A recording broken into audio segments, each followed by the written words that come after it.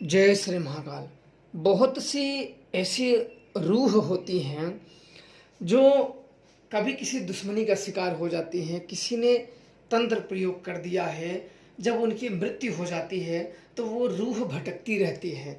और कई उनके घर के सदस्य लोग जो उनको बहुत चाहते हैं या बहुत मिस करते हैं या बहुत प्रेम करते हैं, वो सब ऐसी रूहों के बारे में जानकारियां जुटाने का प्रयास करते हैं कि उनकी भगवानी गति से मौत हुई है, कि किसी ने मार दिया है, किसी ने तंत्र प्रयोग कर दिया है, किसी ने भूत प्रयोग कर दिया है। वो पता लगाने का प्रयास करते रहते हैं और पता लगाने का प्रयास उनका सिर्फ और सिर्फ होता है उनसे प्रेम। प्रेम होता है, कोई बच्चा होता है, किसी के बच्चे से, किसी पिता से या किसी माता से उसका जब अधिक लगाव होता है तो वो बिल्कुल ही उन चीज़ों को हर पहलू से जानने का प्रयास करता है। ऐसे ही यह घटना है उड़ीसा के झांसुड़ा की यह घटना। उड़ीसा के झांसुड़ा की यह घटना है। उस समय पे उनकी पिता की मृत्यु हुई थी, उनके पिता की मृत्यु हुई थी और वह यह जानने की इच्छुक थे कि उनके पिता की मृत्यु आखिर हुई कैसे थी। अब वह जानने के लिए कई प्रयत्न कर रहे थे। ऐसे धीरे धीरे लगभग सन 18 की बात है, 18 या 19 की रही होगी। तो मैंने पहली बार ही नाम ही सुना था कि ये झांसुड़ा नाम का ये क्या है। तो मैंने बोला ये कहाँ पड़ता है, बोले उड़ीसा। तो उड़ीसा को भी हम लोग बड़ा कम ही जानते थे, पर जानता था कि ऐसे भी होते हैं। तो बाद में जब उनसे बात हुई, वार्तालाप हुई, तो उन्होंने कहा कि मेरे पिताजी अचानक मर गए, ऐसे ऐसे हुआ है, ऐसे ऐसे हुआ और वो ख़त्म हो गए। बड़ी दिक्कत है घर में और सभी जगह पे बड़ी दिक्कतें हैं। ये हुआ कि ठीक है। अब ऐसी केस जब आती है किसी के पिता के आत्मा को या माता की आत्मा को रूह की खोजने की, तो पहली बार में तो लगता है कि क्या मालूम भूत मारा है या ऐसे ही मर गए हैं। क्योंकि हर जिसका सदस्य देखो जाता है ना, जिसके चाहे माता हो या पिता हो या भाई हो या बंधु हो, जिसका जब मरता है तो समस्या उसी को रहती है अत्यधिक। क्योंकि जो उनकी यादें हैं, जो उनसे जुड़ाव है, वो उसका है, हमारा नहीं। तो उससे वही वो प्रेम जान सकता है, हम नहीं जान सकते। तो अच्छा कहा, तो मैंने पहले तो ध्यान नहीं दिया, फिर कहे कि आप पता लगाइए। तो काफ़ी एक होता है ना, लोग उनकी खातिर बड़े परेशान होने लगते हैं। तो मैंने कुछ समय के बाद तैयार हो गई, चलो अच्छा मैं एक दिन पूजा का भेज दीजिए, मैं देख लेता हूँ कि क्या है क्या नहीं है। और अब तक देखो मुझे यही पता था कि हो सकता है कि ये भगवानी मौत हो, सब कोई यही सोचता है और मैं भी यही सोचता था कि हो सकता है कि भाई ईश्वरी मौत हो या जो हो। अब धीरे धीरे समय का पहिया चलने लगा। अब उन्होंने एक समय देख के मुझे पूजा का भेज दिया। अब मुझे पूजा का भेज दिया तो मुझे कई ऐसे काम भी थे, तो वो सब काम करते हुए मैंने एक दिन चुना। वो जब पूजा का भेज दिए तो रोज उनका फोन आने लगा कि आपने देखा, आपने देखा। अब कल देखूंगा, कल कोई और काम में लग जाते, फिर कल देखूंगा, ऐसे ऐसे 4-5 दिन गुजर गया। कल कल करते करते हमें भी लगने लगा अजीब, करी यार मैं कल बोल देता हूँ और कल मैं जिस काम में करने उसी से खाली नहीं हो पाता हूँ और कल में काफ़ी समय निकल जाता है। तो एक दिन मैंने शाम को चुना कि आज देखेंगे, सारे काम को छोड़ेंगे और पूजा बंद करेंगे, इन्हीं के पीछे शक्तियाँ दौड़ाएंगे। तो मैंने सारे उनका नाम, पता और जो था वो मैंने सारे लिखवा लिए। सब लिखवाने के बाद मुझे ये था कि मुझे अब भेजना है वहाँ जानकारी लेने के लिए कि असल में मुझे क्या खोजना था। उसका जो मर गए हैं उसकी रूह को खोजना था, जानकारी के लिए उसकी रूह को खोजना था, उसकी आत्मा को खोजनी थी। जैसे जब कोई अगर प्रेत बाधा में मरा होगा तो अवश्य उसकी रूह हमें मिल जाएगी कहीं ना कहीं। और अगर वो रूह नहीं मिली तो इसका मतलब होता है कि वो मुक्त हो गए। तो हमें उसकी रूह को खोजनी थी, उनके पिता की रूह को खोजनी थी। तो मैं से अपने पूजा स्थान पे बैठा, सारी सामग्री कहीं, और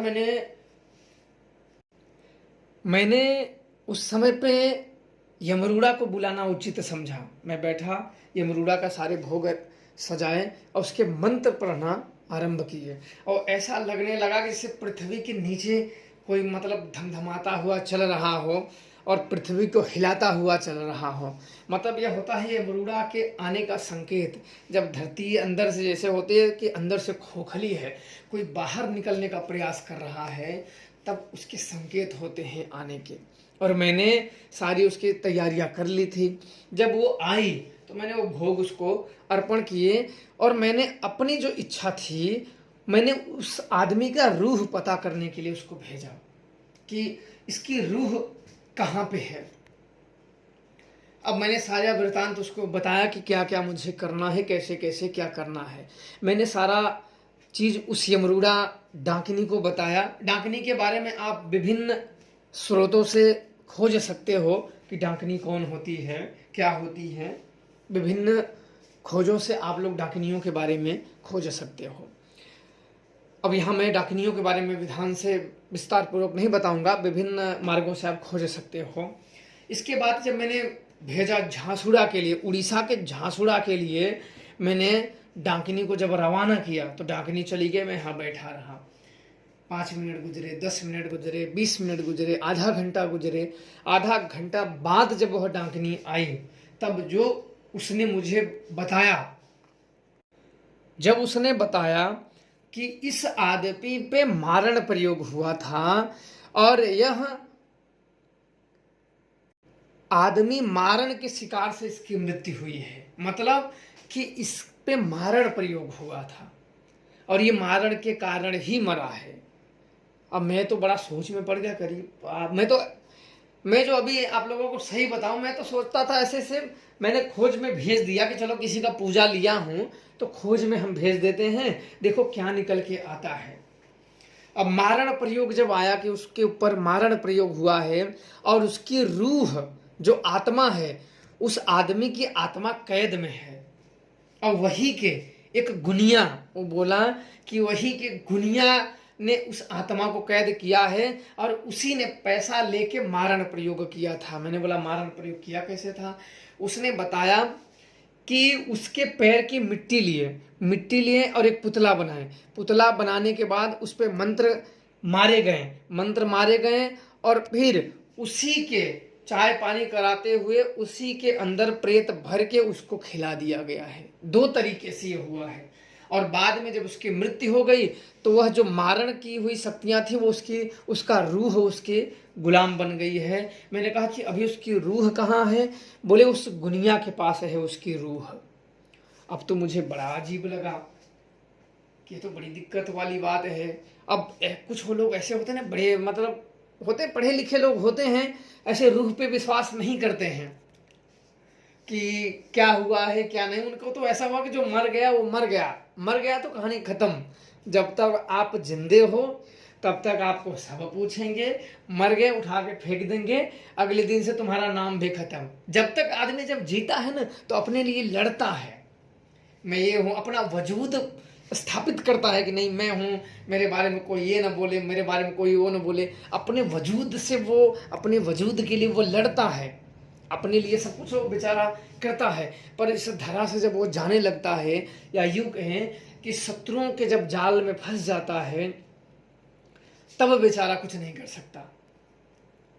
और यही हुआ था इसकी रूह के साथ। इसकी आत्मा उस कैद में थी। अब मुझे कुछ भी करके उस गुनिया से आत्मा मुझे लेनी थी। अब उस समय पे झांसुड़ा में मेरा कोई परिचित नहीं था।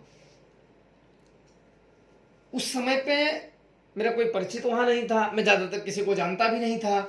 अब मैं वहां जा नहीं सकता, क्योंकि मैं झांसुड़ा अगर जा सकता तो मैं उसकी चीज़ों को, उसकी जो मुझे शक्तियों ने जो बताया कि यह चीज़ ऐसे ही, यह चीज़ ऐसे, उसके माध्यम से मैं उस जानकारी को खोज लेता।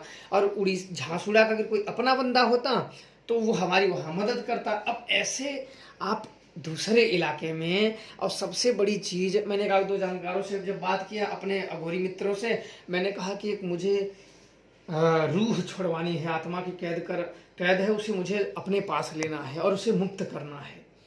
तो बोले कहाँ है?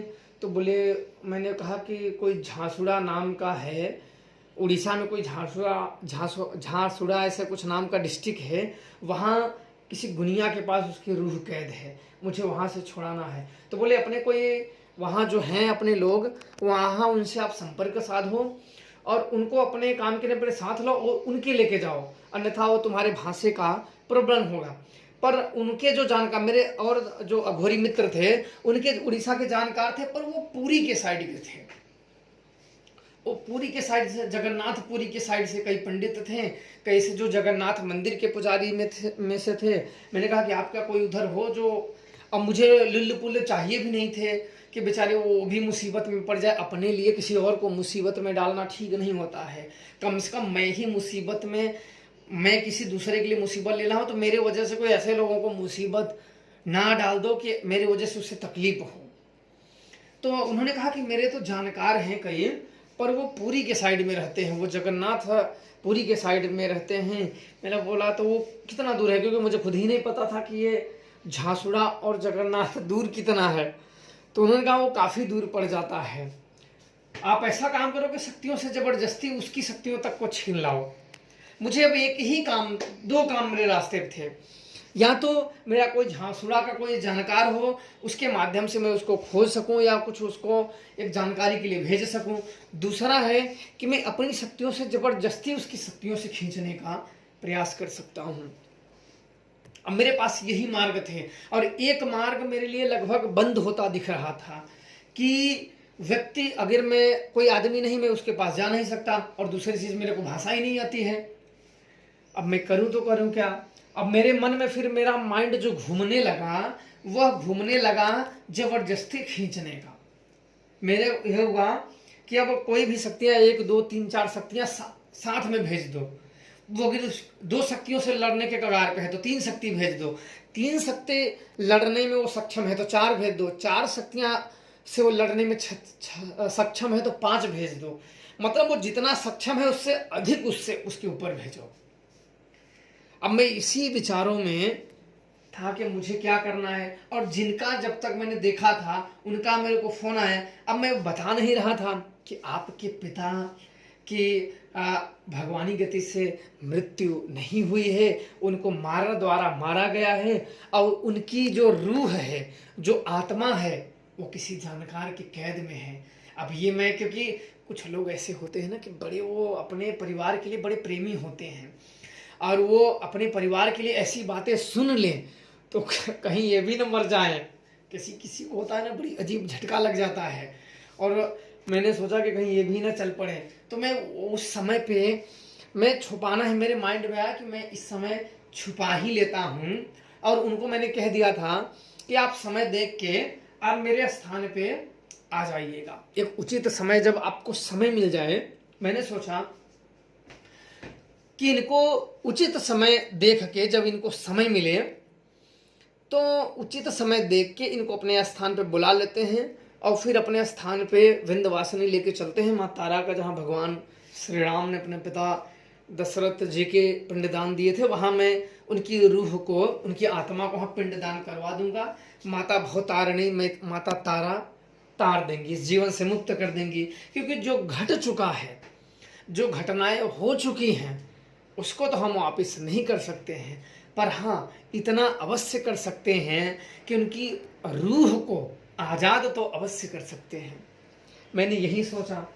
अब उनका जब मेरे पास फ़ोन आया कि क्या हुआ क्या नहीं हुआ, तो मैंने बोला कि जो होगा भी सही होगा, आप निश्चिंत रहिए, चिंता ना करें, जो होगा सब सही होगा। जो आपके पिता के साथ हुआ है वो आप उचित समय देख के मेरे पास आ जाइएगा। अब मैं सोच में लग गया कि उनकी रूह को अब मैं वापस कैसे लाऊं। तब मैं ऐसे बैठा ही था। एक समय मैं फिर गया था शमशान, अमावस्या थी, मैं गया था शमशान में भगवान शिव की और काल भैरव और माता शमशान काली की पूजा करने के लिए। तो वहाँ 3-4 लोग और आ गए थे। उनसे मेरी काफ़ी घनिष्ठ मित्रता थी, क्योंकि वो भी अघोरी ही थे। शमशान को अमावस्या को आते थे, काली अंधेरियों में जहाँ कोई नहीं रहता, हम सब वहाँ अपनी आराधना करते। तो ऐसे बात उठ गई। मैंने कहा कि मुझे एक रूह को मुझे उड़ीसा से उस देवता से ज़बरदस्ती खींचनी है। अगर उसमें देवता रुकावट पड़ता है तो उसको भी कैद कर लेता हूँ। तो उसके लिए क्या करना? तो बोले कि मेरा जो अनुभव है, या तो पहली बार आप वहाँ जाइए, उसको भी भंजन मंत्र द्वारा उसी का नाश कर दीजिए। भंजन मंत्र ऐसे होते हैं कि आप भंजन मंत्र पढ़ के जिसके ऊपर थूक देंगे ना, तो उसकी सारी सिद्धियाँ नष्ट हो जाती है, और सारी जो उसके वचनबद्ध जो शक्तियाँ होती हैं, जो काम करती हैं, वो आज़ाद हो जाती हैं, बंधन मुक्त हो जाती हैं, और उसका भी पतन हो जाता है। मैंने कहा कि मैं जा नहीं सकता, क्योंकि मैंने खुद ही नहीं देखा है कि, मुझे खुद ही नहीं पता था उड़ीसा में झांसुड़ा है किधर। मान लो जैसे तैसे पहुंच गए, तो सबसे बड़ी मुझे दिक्कत थी कि रात रुकने वाली, क्योंकि हमें तब उस समय तो आते नहीं थे कि कैसे होटल बुक करना है, कैसे क्या करना है, ज़्यादा कुछ पता नहीं था। और मैं अपने काम के लिए, क्योंकि कई मेरे ऐसे शिष्य भी थे, पर मैं अपने काम के लिए किसी को मुसीबत में नहीं डालना चाहता था। कि जब शिष्य कच्चे होते हैं ना, तो उनको मुसीबत में ऐसी चीज़ों में नहीं लगा दिया जाता है। लग तो जाएंगे, पर उनके ऊपर समस्या आने का खतरा सदैव बना रहता है। और बड़ी दिक्कत थी, मतलब मैं उसको तो खोज लेता शक्तियों से, उसका दर पता मैं खोज लेता, पर मुझे जाने की समस्याएं थी। मैं जा नहीं सकता, मैंने खुद ही नहीं देखा है कि उड़ीसा में झांसुड़ा है कहाँ। और जाने को तो चलो जैसे तैसे चला गए, पर रहेंगे कहाँ? और जब किसी को ना, जैसे अब तो जमाने में हो गया, लोग होटल पर बुक करते हैं जिसको आता ही ना हो। होटल कभी कोई किया ना तो बड़ा अजीब लगता है। और मैं कभी अपने स्थान से कभी गया नहीं था इधर उधर ऐसी जगहों पे। जब गया था तो कोई अपना वहाँ आदमी था जो सारे बंदोबस्त वो कर देता था, हमें जाके उस काम को करना था, फिर आना था।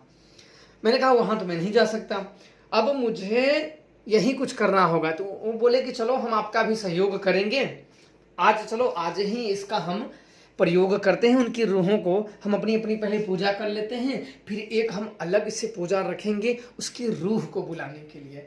बोला ऐसी कोई बात नहीं, मैं भी खुद कर सकता हूँ, आप लोगों को अगर करना तो आप लोग करिए, फिर जाइए, कुछ समय के लिए शमशान मेरे लिए छोड़ दीजिए। बोले ठीक है आप पहले कर लीजिए। मैंने बोला नहीं, मैं अपने महादेव की और शमशानकारी और काल भैरव की मैं पूजा कर लेता हूँ, इसके बाद आप लोग भी कर लीजिए, फिर मैं रात्रि को करूँगा। बोले ठीक है। अब क्या हुआ कि सबने, हमने भी माता काली के भोग दिए, काल भैरव के दिए, 64 योगिनियों के दिए, और भगवान शिव की मैंने पूजाएं की। वहाँ के घटवार घटवारिन जो भी वहाँ की शक्तियाँ, निवासी शक्तियाँ हैं मसान की, सारी शक्तियों को पूजा दिया। पूजा करने के बाद अब हम भी बाहर आ गए शमशान से, आके बैठ गए, शिव मंदिर था, बैठ गए। अब बैठने के बाद वो भी अपनी पूजा क्रियाएं जो भी देवता थे वो किए। अब करने के बाद सबसे नमस्कार आदि हुआ और फिर चलते बने। अब मुझे उसकी रूह को आज़ाद करना था, उसकी रूह को अपने कैद में लाना था। अब मैं फिर गया शमशान में, गंगा जी में स्नान किया। स्नान करने के बाद एक जगह चुना, फिर अपने हवन करने के लिए एक जगह गड्ढा किया। चाकू था, चाकू त्रिशूल साइड में गाड़ा, चिमटा भी साइड में गाड़ा, और चाकू से उस समय पे बिल्कुल घनघोर, उस समय लगभग 1 बज रहे थे रात, उस समय जो थे 1 बजे है रात, और दूर दूर तक मेरे और कुछ कुत्ते के अलावा कोई नहीं था। बिल्कुल गांव भी दूर, बिल्कुल सन्नाटा पसर गया था। आदमी ने आदमी की जान, कुछ कीट पतंगे इधर उधर कर रहे थे। बीच में मुर्दे खाने के लिए कोई कुत्ते राउंड मार दिया करते थे, जायजा ले लिया करते थे कि कोई लाश वाश इधर उधर मिल जाए खाने के लिए। और मैं अकेला, मैंने वो अलग खंदी, अलग हवन कुंड खाना, और इसके बाद वही जो अधजली जो लाश जलाते हैं, अधजली लकड़ियों को मैंने सारी एकत्रित की, और ढेर सारा मैंने कपूर जो था उसमें सभी चारों तरफ मैंने लगा के, और अपना आसन बिछा के एक बड़ा सा सुरक्षा, महासुरक्षा, अघोर सुरक्षा मंत्रों का मैंने एक परधनी बनाया, एक घेरा बनाया। घेरा बनाने के बाद सारी सामग्रियां मैंने अंदर रख दी घेरे में। घेरे में रखने के बाद फिर मैंने अघोर देवता को प्रणाम किया, गुरु को प्रणाम किया, महादेव को प्रणाम किया, सहायक शमशान की शक्तियों को प्रणाम किया, दिशा पूजन की, आसन शुद्धि की, शरीर शुद्धि की, सामग्री शुद्धि की, अष्ट दिक्पालों का स्मरण किया, और 10 दिशाओं को बंदिश कर दिया। 10 दिशाओं बंदिश करने के बाद फिर मैं अपने आसन पे बैठा। बैठने के बाद 1-2 बार चिमटा, खड़खड़ाने के बाद फिर चिमटा मैंने रख दिया। अब यह क्रिया मेरी अकेली की थी, क्योंकि क्रिया अकेली ही की जाती है।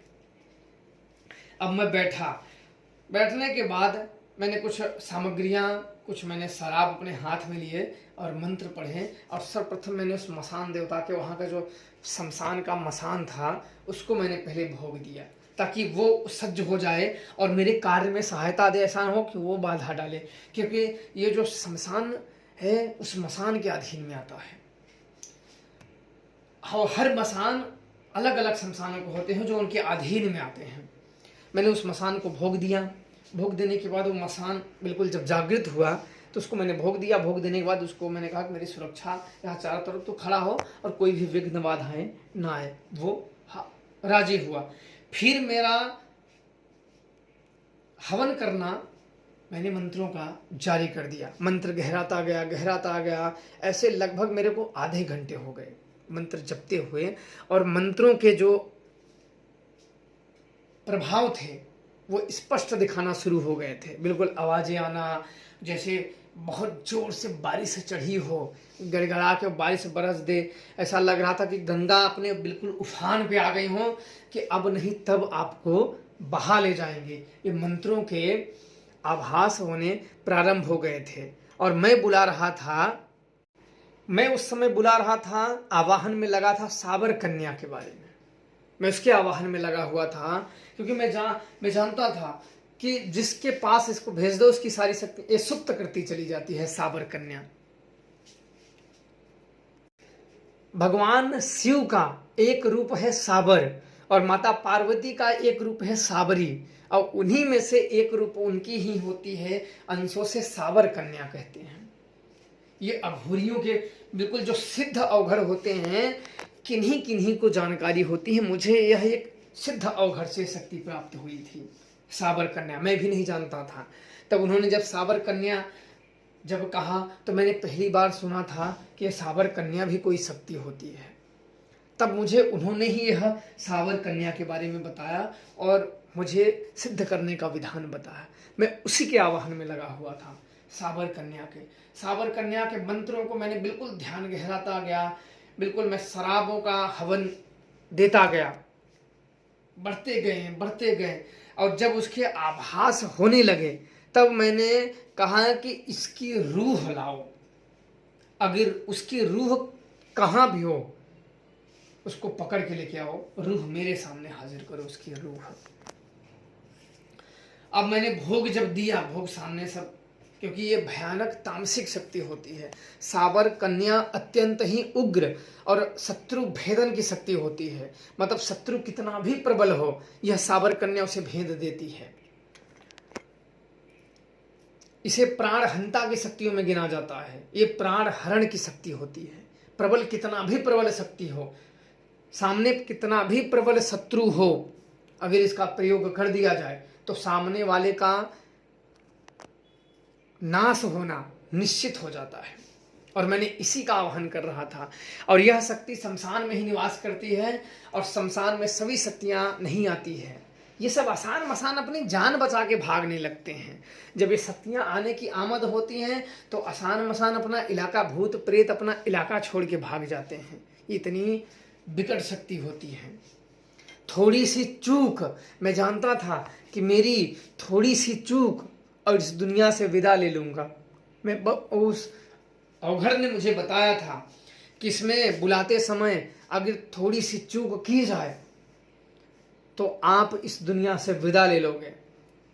आपको अन्य शक्तियां बुलाने का मौका ही नहीं देगी, तुरंत ही गला ही पकड़ लेती है। मंत्रों का जाप ही नहीं कर सकते हो। जब किसी का मंत्र जाप करोगे तब ना शक्तियां बुलाओगे।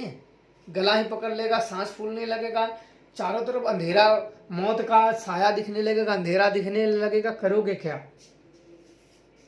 अब क्या हुआ था, इसके पहले मैं जानता था कि मुझे इसका कैसे प्रयोग करना है, क्योंकि मेरा कई बार इससे प्रयोग करने का अनुभव हो गया था और मैंने कई ऐसे सुरक्षा मंत्रों का इस्तेमाल पहले ही कर लिया था। जब मैंने इसको भोग लिया, जब वो आई, मैंने इसको भोग दिया। भोग देने के बाद जब मैंने अपना उद्देश्य बताया, उद्देश्य मेरा सिर्फ इतना था कि मुझे इसकी रूह ला के दो।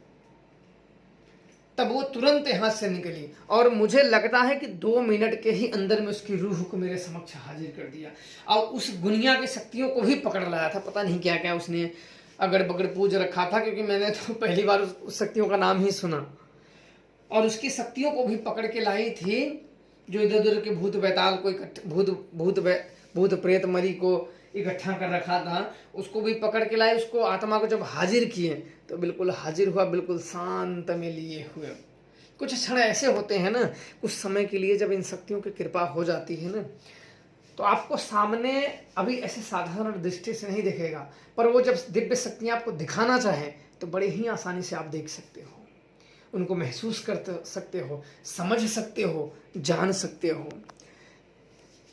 जब उन्होंने हाजिर किया तब मैंने सुजान को फिर मैंने बुलाया, सुजान से मैंने उसकी कैद करवा दी। उसकी जो आत्मा, जो उसका पिता मरा हुआ था, सुजान से मैंने उसकी रूह को, उसकी आत्मा को कैद करा ली। मैंने सुजान को आवाहन किया, वो आया और मैंने तुरंत ही उसको कैद करने का कहा, उसने तुरंत ही कैद कर लिया।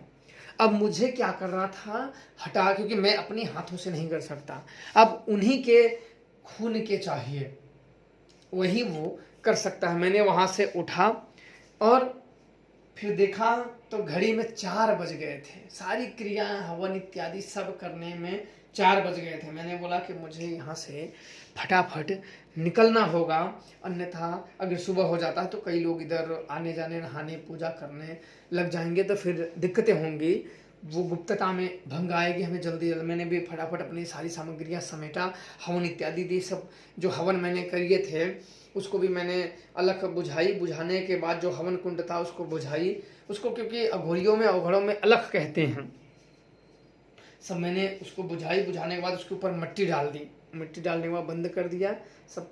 फिर मैंने उसी गंगा में स्नान किया, स्नान के बाद कपड़ा मैंने बदला, बदल के फिर मैं चलता बना। चलने के बाद फिर आगे की घटना जो हुई, वो घटना मैं आप लोगों को यहाँ नहीं बता सकता। वो ऐसी घटनाएं हैं जो मैं यहाँ आप लोगों को नहीं बता सकता, वो गुप्त है, मजबूरी है, मैं नहीं बता सकता आप लोगों को, वो घटना गुप्त ही है। तो आप लोगों को अवश्य, आप लोगों को इससे जो सीख मिली, मैंने अच्छा किया या गलत किया, आप लोग अवश्य अपने राय दें। और जीवन में सच्ची श्रद्धा से अगर भक्ति करेंगे तो अवश्य भक्ति से शक्ति मिलेगी, इसमें कोई भी संशय नहीं है, कोई भी दो राय नहीं है। मन सच्चा है और समर्पण है तो शक्तियां मिल ही जाती है, किसी न किसी मार्ग से, किसी न किसी माध्यम से प्राप्त ही हो जाती है। ये अटल एक सत्य है, इसमें किसी भी प्रकार का कोई संशय नहीं है। आप लोग खुश रहें, प्रसन्न रहें। जय श्री महाराज।